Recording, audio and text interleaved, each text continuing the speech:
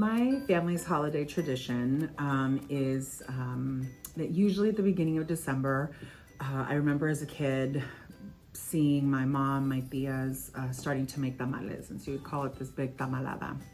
And it was one where it was everyone was there. Everybody has a role, and at the time, my grandma, who was the matriarch, we used to call her quality control, because she would go around like tasting things and looking at what you would do, like whatever your station was, to see if you were doing a good job.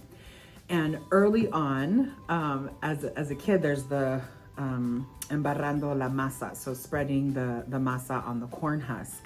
And I remember I always wanted to do that one. I thought that was like such a grown-up job.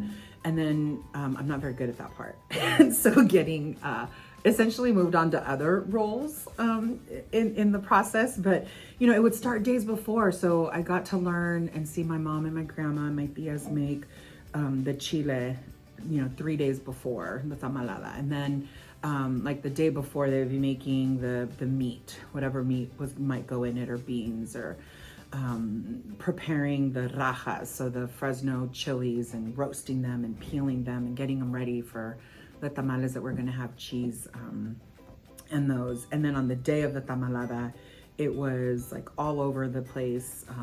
And anyway, what I remember is like you would kind of graduate from stations, and I just shared that I was not very good at the spreading, so I got immediately leaped over into rolling. I'm really good at the rolling part, so that was my job.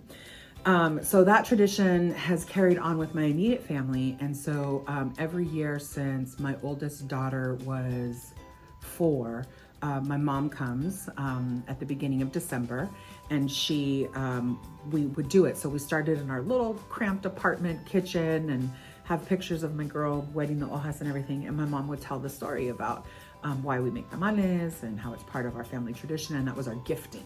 Because you don't just, for that kind of work, you have to do a lot. And so we started the tradition in my immediate family where Maria and I would give those to our family and friends.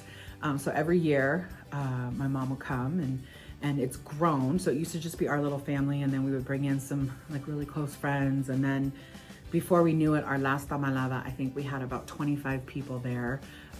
Some of them, my kids' families, friends, and friends that we made along the way. And there are some people that we only see during tamalada time because they live in other parts, and they would always come to travel and be a part of that story.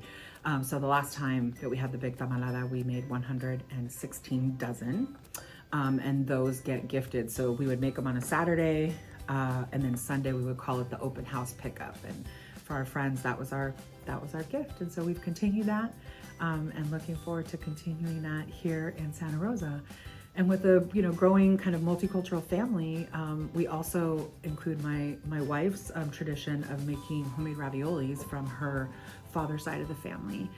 That's his nona's recipe. And so now my girls expect to have tamalada, to make tamales, and they've learned how to make ravioli from scratch, filling, sauce, meat, and that now has become part of our tradition leading up into the Christmas holiday. So I hope that you are enjoying your family traditions as well.